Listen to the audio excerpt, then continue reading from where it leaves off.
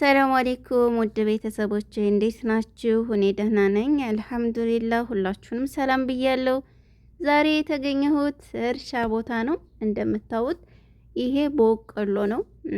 ያው አዲስ ተዘርቶ ቡቃያ ነው። ገና ደግሞ አድጎ እሸት ሆኖ አሳያችኋለሁ። ነገር ግን አሁን ቡቃያውን ቀለል አድርጌ አሳያችኋለሁ ማለት ነው። ውድ ቤተሰቦች እንግዲህ ይህን አካባቢ የምታውቁትም ታውቁታላችሁ፣ የማታውቁትም ደግሞ ከተማ ይታያችኋል ነጩ።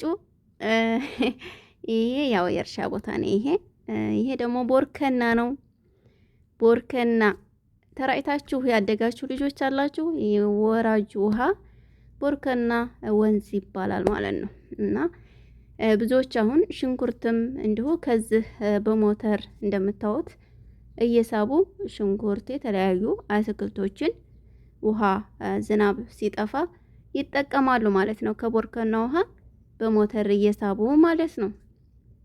ስለዚህ ውድ ቤተሰቦቼ ትዝታ ያለባችሁ እንግዲህ የዋኛችሁም ካላችሁ እንደምታዩት ይሄ ቦርከና ነው ማለት ነው።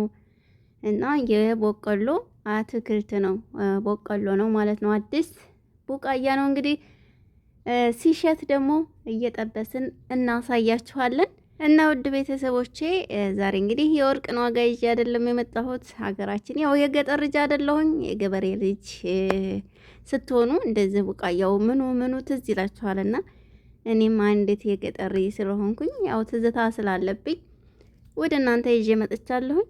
በቀጣይ ግን የወርቅን ዋጋ የማሳውቃችሁ ይሆናል። ለዚህ ቻናል አዲስ ከሆናችሁ ሰብስክራይብ በማድረግ ቤተሰብ ይሁኑ።